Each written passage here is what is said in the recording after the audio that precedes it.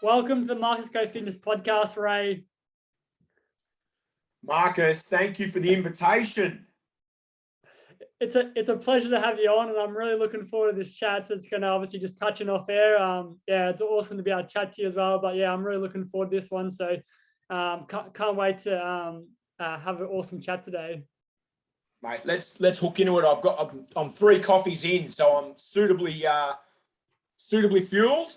Yep. So let's go, mate. It's your show. You lead the way. Sounds good. I suppose firstly, I just want to start off. How are things going for yourself? I know it's a busy time at the moment, but yeah, how's pre-season going for you? How's the body feeling for you? So back end of last year, I had this back thing, and it's like, you're just old, whatever. I'm 45. I'm trying to do a 25-year-old's job, and so that has its challenges. And yeah, but you always have something, right? We're running around, we're doing silly things. You always got something you're nursing. Yeah. And then it got real bad in the back end of the season, and I was able to. We didn't have anything else, right? We're literally in hotel quarantine, so yeah. It was like, well, you're either in or you go home and do nothing. So unfortunately, I was in. So you just knuckle down and just focus on getting up for each week. You got nothing else to do. Yeah. So I was able to do that. Had a scan at the end of the season, and I had this. When I suspected it was going to be something, I had this horrible neural thing going down the back of my leg. I was getting spasms in my back. Anyway, I had a bulging disc, so it was all like it's not fatal, but it needed sort of some work. So had a couple of things to do there. I had an epidural and let that do its thing, and so it's gone really well. I've been able to sort of do the running. I haven't done a lot of the other stuff I normally do. I normally get on a bike and do some work in the gym. But we've given that a miss, right? We've given that a miss and just gone, what's core business? Core business is running, so get that sorted. Yeah. And it's really good. The thing I had that was in my heel and down the back of my leg, I don't have that burning pain anymore. So I think that's all worked really well. And I'm getting through the work. So long story short, getting into pre-season okay, and probably the next 4 weeks for me are really important. Yeah.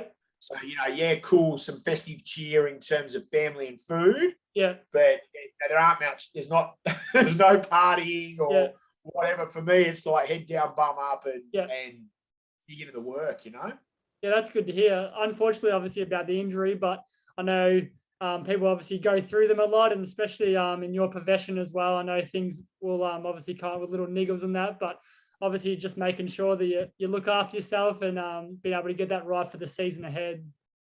Yeah, it's crazy. When you get into season and you get a few games under your belt and whatever, I've been doing it for nearly 20 years at AFL level.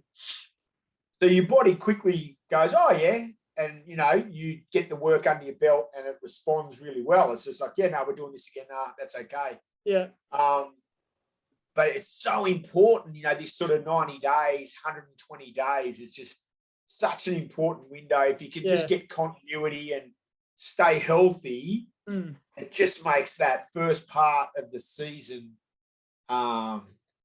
just much easier to deal with. And so then away you go, you get your momentum and, you're off you go. But anyway, mate, we'll try our best. No, that's it.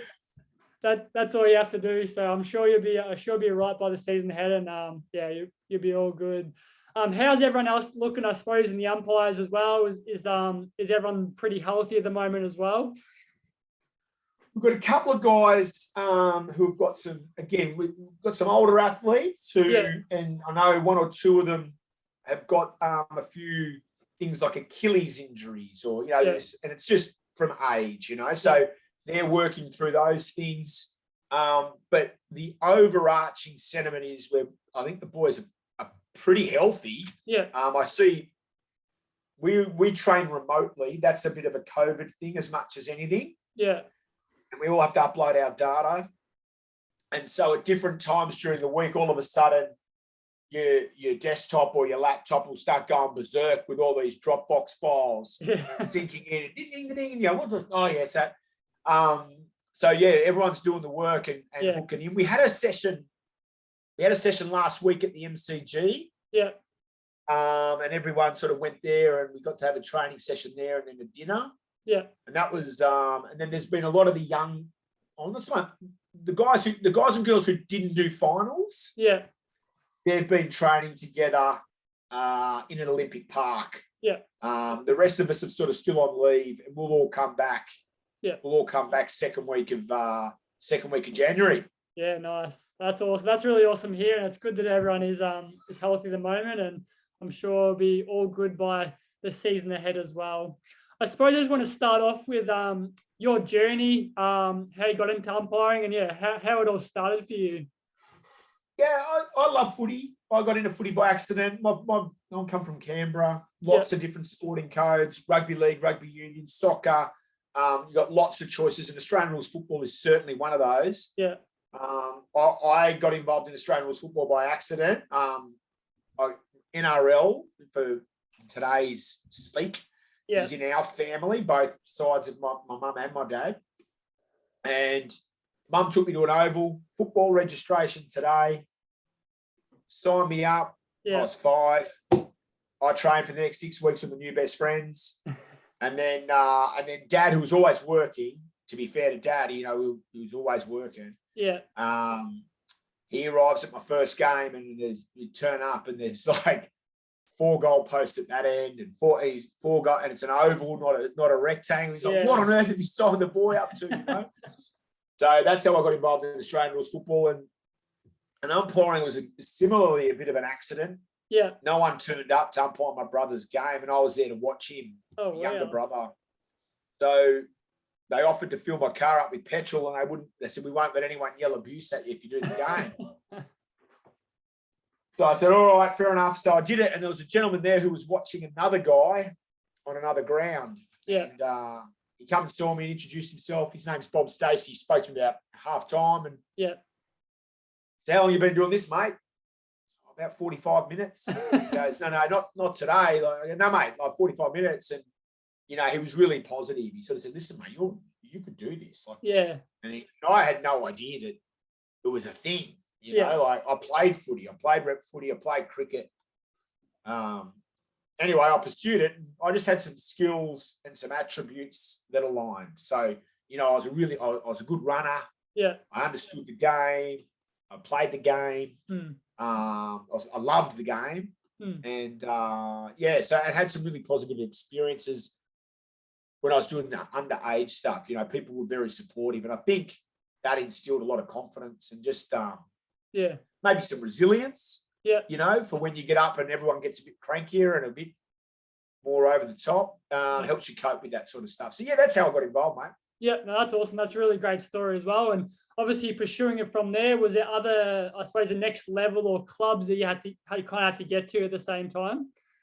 Yeah, very much like playing, right? So, you come through the underage groups, and there might be an interleague, or there might be a state league, and then there's a national comp. It's just the same for umpires, right? They need someone to umpire the interleague. They need someone to umpire the state trials. And then from there, people get selected and they go to the national championships, and, it'll be Vic Metro versus, South Australia or whatever the case may be. It's the same thing for umpires. And so you progress through there. And you get identified and you get put into little talent pools. And so then at some stage, like in today's speak, what was the NEFL, so it's now the East Coast Footy League, whatever that is, the VFL. You get opportunities there. There's AFLW, that our young talented umpires who are aspiring to umpire AFL footy, they umpire with us in the AFLW. So there's all these different levels, just like playing, whether it's state league, TAC Cup, listed players, rookie listed players, all those sorts of things. So it's the same for umpires, Yeah, that's awesome. Yeah, and then I suppose your experience at those levels, maybe at VFL kind of thing, was there obviously a big change? Obviously, I'm going to touch on your first AFL, but do you think there's a bit of a big change with VFL to AFL, or is it similar in when you're umpiring? Nah, it's enormous. Like you may as well be doing another sport. So the skills are the same, right?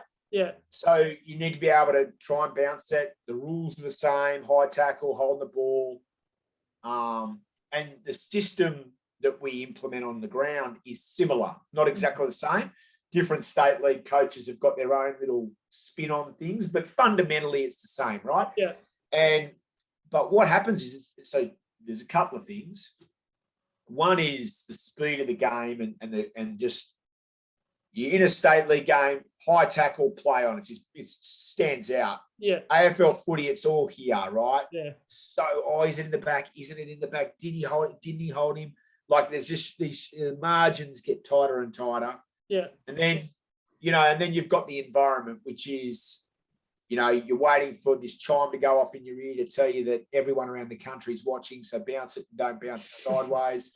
You got 90,000 people going bunter at you at the ground. You can't hear yourself think, let alone your colleagues. Yeah. So, and the speed obviously is just insane. So it just gets heightened, right? Yeah. That's so I think the thing that you can't measure about a person, and I suspect it's the same for players. Yeah. I don't know, but I suspect it is. You can be terrific at state league level or the level under, and you've got the attributes. Okay, this person, he or she, does this, this, and this. But how will they handle the extrinsic stuff? How will they handle the environment? And will they cope, or will it make them freak out? So that's always the unknown. But it's good fun, mate. Yeah, it's I think it's just that progression, and that is what you touch on then. It's just obviously what to look at, and for them to, I think obviously going to that next level is huge for them, and for them to, as I said, be able to handle it. I think it's cool to hear, and something that people obviously will listen and get some out of it too. So that's really cool. Going on now, obviously, to your first AFL game. How was that experience for yourself, and was there lots of nerves at the start? Yeah, it was funny.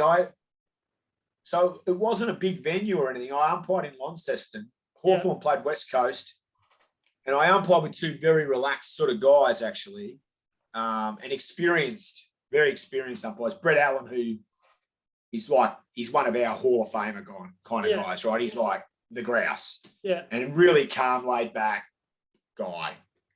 So he was super cool. And then another gentleman by the name of Kieran Nichols, who's just a kind fella and looked out for me. And we walked to the ground. Like, this was back in the day where you could walk to the ground. So we threw our crap on the bus. And they took it down, and then we walked down, just to get the nerves out and all that sort of stuff. And then one of my best mates was the emergency umpire. So, I had a colleague and a friend there, who I was rooming with and all that sort of stuff. So that was cool. And then, it was a good game. So West Coast were untouchable. They had all the rock stars rolling through then at that stage. They were the standard. And then Hawthorn were just before they were going to do this tilt, they were trying to find their way. And it was a one-kick game in the end. Like, it was close, Beautiful day down there. My brother, he got planes, trains, and automobiles to get down there to watch the game, which I really appreciated. And it was a positive experience. So I had a good day and just loved it. Yeah, that's really cool to hear. And I think I'm sure that obviously getting the first one out of the way is probably the biggest one, and then it kind of just rolls on a little bit for you there. And obviously just over time, I'm sure that I don't know. Do you still get nervous doing games? Yeah, I do. I for different reasons. Yeah. For me more so, it's about I think potentially, and part of this is I brought on myself, but some of it I had no control over. But if I do something that's not so great, it gets a fair amount of attention. Whereas if, say, potentially another umpire who I could name and you wouldn't even potentially know their name, if they do something similar on the other side of the country, no one says anything about it. So but that sort of that extrinsic stuff actually helps motivate me. Like, come on, mate. Like, you can't have a shortcut this week, man. You got to tick the boxes. You got to be quality in your training, quality in your practice, get your sleep, be prepared, do all those things. And I think after sort of 18 years, what I've sort of come to understand is that there's some key core components through the week, and if you tick those things off and you give the best of yourself in those, what happens is you take that out and into the game. And then it's just about giving great effort. Yeah. And you can't ask much more from yourself. So I understand that process with me pretty well. But you still, because you know what, you get nervous because you care about it. Yeah, that's it. Yeah. Like if you don't care, if it means nothing to you, then I think you become a little numb, right? Whereas I think it keeps you alive and you realize, no, I still care about this. I'm still invested in this. Yeah. And I think that's a good thing. Yeah, no, it's it. There's great points there, and I love that as well. Same again. I do get nervous.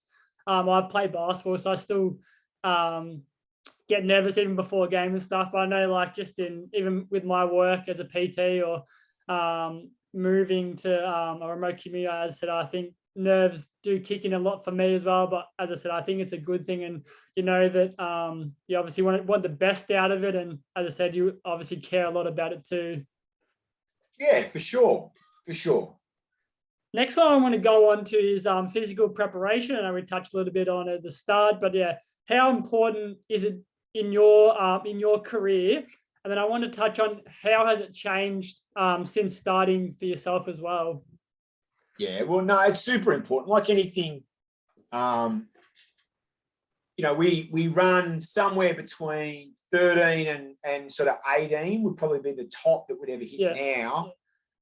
Kilometres in a game. And of course, that's not just going for a jog. It's this constant stop, start and change of direction. And, you're in footy boots and then you're bouncing the ball and you've got to be cognitive with all your decision-making and communication, whatever else. So the work really is important. And it's as much about injury prevention as well. So it's this balance piece about what you're doing. I think, and we have this clear periodization where, you build in. We used to come back like this and be up here and everyone would get hurt and injured. And we're all banging 4K time trials. And it's like, well, who cares how fast you run 4K in November? Yeah. If you're all running around with bung knees and hammies and everyone's injured and you can't field the best blokes and all that. So we've got smarter with all that. So the work's really important. But I think probably for me, and I guess this comes down to, again, age, right? So a 45-year-old, call it an athlete, I say that tongue-in-cheek, a 45-year-old athlete's going to have completely different requirements and demands than a 22-year-old athlete. And we've got them both, right? That in our list. So I think probably the lesson I learned, and I used to love training. I still do. Yeah. I love the feeling of getting through the work, and get that dopamine hit. You're out and about and you're smashing up and competing against yourself. And trying to stay there and you know what your markers are. And I love that. I love how I feel as a result of being able to do the work. All of those things. But I used to just, think more is better. More, you've got to do more. Do another set. Do it harder. Do another session. And I suffered. Like, I know that it was a strength of mine, like my ability to run on field, and there's no doubt that underpinned other things. But I suffered some pretty shitty injuries, and I missed some big chunks. With surgery and all this sort of gear. Which I kind of look back on and go, far out. That wasn't super smart. So my analogy would be this, Marcus. Like, if you go and see your doctor, right? And she prescribes you some medicine. Okay. So, you need this medication. 2 tablets twice a day, right? 1 before breakfast, 1 before dinner. Cool. You don't go and take 8 tablets because that's going to be better, right? You do the prescribed work. Yeah. And I think that's probably something that I'm feeling more comfortable in the further down the path I get. So actually, no, I don't need to go out and do another 10K. I don't need to go to the gym and do another gym session. I've done the prescription. I've done the work. Recover and do other things in your life and get ready for your next session, No, that's exactly right. And I think those points are exactly where I think as well. I know, as I said, me being a young trainer too, when I was younger, I was thinking more is better, obviously getting that out or pushing that next person too. But yeah, I think it's just understanding everyone's bodies, and everyone's different at the same time too. As I said, you might have someone that's older, younger kind of thing too. So for me as a personal trainer, just making sure that what they need is, or what I prescribe them to, and what they need is for them, and then for the next person too, I think as well. Totally. And then I was just going to go on recovery as well for you. How is there? Do you have a certain way of recovering, or things that you like to do as well? Yeah, sleep's big. I've got to be honest with you, mate. When you're a dad, and you're trying to run a business, small business, and AFL umpiring, and you're doing all these other different bits and pieces, and at some point, hopefully, you'll have some semblance of a social life. Yeah. You get tired, mate. So the sleep is so important. So that's tick number one, and then nutrition's big. Yeah, so definitely. Just the structure around what we do post activity. And then for me, the resistance training has been really important in this last sort of 10 years of my career. So trying to ensure I avoid these, because I was having some real ordinary tendon issues, patellar tendon, Achilles tendon. So all these isometric holds and this type of stuff, it's not so much the beach weights, it's more around these other injury prevention skills and techniques that have been taught along the way. So I marry myself to those massively. They form a fundamental part of my physical rehabilitation, recovery, and then preparation for the next game, Love a massage. I'm a big fan of the ice bars. I'm not sure whether they do whatever they do. I'm not married to Wim Hof or anything, but I just feel better. I get out and I'm alive, I'm awake. I like it. But fundamentally, sleep, refuel, and get moving again. And I think those they're the three basic principles by which we try and employ those really consistently. Yeah, no, I definitely agree with them. They're obviously massive points, and that's part of me as well. And I know obviously you touch on the ice bath. I think for recovery, I think there's so many different techniques or people and suggestions of what they think's better and stuff. For me, I think like if people enjoy it, or if you feel better, kind of just stick to it and not change anything. I think that's another part of it as well. You know what I really love, mate? I love those float tanks. Oh, yeah. Yeah. I love those things. Now, I don't necessarily think from a physiological perspective it's, some sort of the elixir, but I can get in there. You can't have your phone in there for starters, so no one can freaking ring you and annoy you. My phone doesn't stop, right?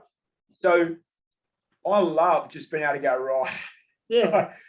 What's been's been. Yeah. My diary's chock-a-block on the other side of this. I am giving myself this hour. Yeah. Turn your brain off, man, right? And I'll fall asleep. I fall asleep in those things every time without fail. Crazy. Yeah. It is the best. Do they have the water in it? Are they like the water? Yeah. Yeah. It's like really high saline, right? So it's very buoyant. Yeah. And so you whack these things in your ears, you put a little halo thing behind your neck. Yeah. Mate, you cannot put your head in the water because it's so buoyant, right? Yeah. And you fall. I literally, so the music starts. I don't ever hear it go off. I'm asleep, right? And then it turns off about 10 minutes in, and then I get woken up by either the music coming back on or the filter going away. Get it. I love them. They are unreal. That's cool. Yeah, I know my partner. She's done a couple, and but I say again, I haven't had the chance to get how to go, but hopefully I got a bit of time on my hands, and I'll definitely go have a go. Well, COVID didn't help us, right? So all that stuff obviously got binned, but I can't. I'm hoping I can jump back in. I love those things. As I said, I think more for my head. Yeah. And just get that chill out time. I guess it's kind of like a little bit like a meditative practice, I guess. Yeah, that's it. I think just obviously be just switching off, and that relaxation period, I think, for you as well is really good. Yeah, totally. I was just going to say again, also before games, do you have like a on like a routine, like with maybe warming up or some sort, like before you go out? Yeah. It's evolved over the time, and a lot of that. So, like, I used to, nerves more than anything. So, I'd be out there early, running around and doing 1,000 bounces and finding which spot I want to bounce it on, and all this kind of crap. And that was just nerves, 100%. But I felt it helped get me steady before I went out. And then this year in particular, because of my back, I can't warm up and then come in and sit down and wait to go again. I get one go at it, and that is it, right? So even coming out after half time is horrible. Like, it's just, I stay there with full tracksuit on. I've got tracksuit pants, jacket, staying on the move, keeping mobile. Just old man type techniques. But it's shocking for me. But so I warm up once. So it'll be, we get to the ground nice and early. I'll go and check all that stuff out, check in with my colleagues. And then at a certain point, get all your kit ready and, you're hydrating and eating and all that sort of stuff. And then at a certain point in time, I'll jump on the rub down table, mainly calves, hammy squads. That'll do me. And then really then from there, we start activating and getting moving to come out and have a bit of a trot around, and then we're ready to go. So, pretty structured. And it's evolved as my hairline's receded. So you just have to adjust. You have to adjust in accordance with what your body can and can't do. No, that's awesome. That's it. And that's very interesting to hear as well. I think, again, everyone I'm sure is different with their routine, but great to hear the point of that physical preparation as well. I think the side of it is really cool as well. Going on now to obviously building those relationships with the players and coaches, especially on the field as well. How do you do that? I think there's a couple of things. I think you need to be yourself. First and foremost, because I think anytime you're trying to put something on or be someone other than who you authentically are, people pick up on that. And so now all of a sudden it's like, hang on, why are you doing that? That's not how you speak normally. I've seen you at the cafe. You don't talk like that there. Why are you doing that here? That's disingenuous. So now we've got a trust issue already. You know what I mean? So I think it's really important to be yourself. That can be hard in this world that we all live in, because everyone's got an opinion, and everyone likes to slag you off and make noise about, shit that's just not really that important, to be honest. So you just need to be mindful enough to go, I'm not interested in that noise. I couldn't get a toss. I'm going to do this. So I think being yourself is really important. You've got to be respectful. You've got to be consistent. And I think ultimately, like, you've got to do your job well, right? If you're allowed to make mistakes because we're all human.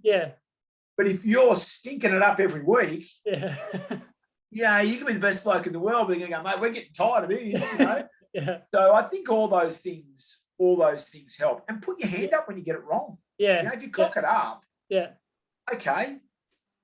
Now what? What do you want me to do? Couldn't see it, missed it, whatever the case may be. I think you've got to be honest. So I reckon they're the key things. And this is a hard one in what we do. This is really hard, but I think it's important. I think it helps to listen with the intention of hearing. Right? You not necessarily listening to respond. Right? And that, in our role, where we try and be, it's just this thing. You're coming across as being righteous all the time, and but it's actually quite challenging that. But I think it's really important. So, there are times where you go, mate, I'm not listening to you because you can't, right? Because the role, the game, your job is like, beat it, right? But when you get those opportunities, I think it's important. And it might be on the ground, it might be at the break, it might be in the Virgin Lounge, on the flight home. It could be anything, but try and hear them, No, that's some great points there. And would you, at the start of the season, maybe have the meetings with the coaches and even some of the players, or even captains, kind of, to talk? All our umpires, and in fact, lots of them have already. There's been probably 100 already done, but I haven't done it. I haven't done any yet. Because of my back. I'm hoping January will be my time to rip in. But Yeah. we do these things with club visits, right? So the clubs can request an umpire Yep. to come to training. So they lodge that in. We've got this 1,000,001 apps on our phone. Yeah. And you get a notification and whack it in. Yeah. And so, like, I've got one on the Gold Coast in a couple of weeks' time, right? Yeah. So I'll go down, they'll be training, I'll umpire their scratch match stuff. Yeah. And then, you'll be talking to the players, you'll be talking to the coaches, they'll ask Yeah. questions. So we do that all year, but Yeah. pre-season in particular, super important. Yeah, no, that's awesome. That's a good insight into it as well. And I suppose, how do you remember most of the people's names? I know, I'm sure it's hard and a lot of players coming in. Right, Alistair Clarkson teases me relentlessly every time I see him, right? He just makes up different names because I've cocked up 2 when I've been on Hawthorn camps. So I go invite up to pre-season camp. It's so good, right? Playing with them, it's bloody hard, and they're so inclusive and really kind, right? Yeah. You'll get up and I used a player's nickname, right? Yeah. But I called him Wira instead of Miro. Right? I got the name wrong. Anyway, they've erupted. They've just erupted. I was so nervous too. You're standing up there, you're on your own, right? Yeah. Like they're all looking at you. What's this ticket going to say? And like you're intimidated, right? Because it's not your environment. And then I used the wrong name, and they just exploded with laughter. So Clarko gives me so much shit about that. So you're right. Remembering names is really challenging. Yeah. But of course, we all know Lance Franklin, Pat Dangerfield, Hawkins, et cetera, right? Michael Walton, the guys who have been around for ages, we all know them. So it's generally about 15%. A new kid drafted. I didn't know who Luke Jackson was. Well, everyone knows who he is now. Yeah. That type of thing. And so you get to know these players. They're the ones where you've got to invest a bit of time and do your research. And then when you go to training, introduce yourself. Yeah. Hey, how you doing? My name's Ray, and then slowly build on that. Yeah. Because it's important that you treat everyone with the same level of respect, right? Exactly. And I think for your job anyway, to remember there's that many teams, I think, to remember. Hundreds. Hundreds of. Mate, it is hard. Yeah. They're all wearing they'll lob out and they'll all come out with a beard all of a sudden, right? There's like 8 beards or the freaking mullet. And you're like, oh, mate, give me a spell. So, that's one of the challenging parts. No, that's great. That's great to hear. Last question I just want to touch on for you. Your Chamberlain Foundation, how did that come about? And was that something that you always wanted to do and obviously passionate about as well? Yeah, so my brothers and I and a couple of sisters from another family, we formulate and make up the board of the Chamberlain Foundation. And then we've got a whole host of people who do, and they all volunteer. We're all volunteers. And they provide enormous time, effort, and energy into our different events and what we do where we raise money. So we essentially, we're not experts at anything, right? But we help fund programs, organisations that are experts in the space of suicide prevention and grief support for those left behind. So that's where we put our funding towards. We love it. We've been doing it for a few years now. I think we've donated just short of 400 grand. So, we love doing that. It provides a purpose that's beyond self. And I think that's really one of the coolest things that we're a part of. Footy's helped with that, being able to do that. We've got a luncheon in March, actually. Cool. So second week of March at Crown. So we've been having our lunches there for a few years now. They've been wonderful supporters of ours. Yeah. And hopefully we'll get 350 people there along to that lunch again. 400 people would be unreal to be able to sell it out again. We did last year, so that was our best one yet. So how we got into it, mate. I just, my brother's best friend took his own life, and Robbie, he had 2 young children, a whole, family and friends and all of those things. And this isn't a unique story, sadly. People who listen to your podcast, they'll all know someone. If they haven't directly been impacted, they'll all know someone who has. And for us, if there's any silver lining that can come out of Robbie's passing, it's the fact that he provided a catalyst for us to get off our asses and do something. And, we're really grateful for, in that sense for Robbie's impact. And, so that set us on our way. You meet so many wonderful people. That's the other cool thing, and we've got this common thing that brings us together. Yeah. And, but we're doing, everyone's jumping in and putting their shoulder to the wheel to try and do some good. And I don't know, I just think there's a lot to like about that. Yeah, no, that's huge, Ray. And congratulations on all. I know it's a huge part of people's as well. And same again, I've been touched by mental health with one of my best mates. So it's a huge, and I know it impacts a lot of people. So I'll definitely put in the show notes for anyone that wants to check out the Chamberlain Foundation or has any questions for it too. But it's a massive part of our society. So you're doing great work there as well. And we'll definitely keep spreading the word, and hopefully, many more people can keep doing that as well. Thanks, mate. Appreciate it.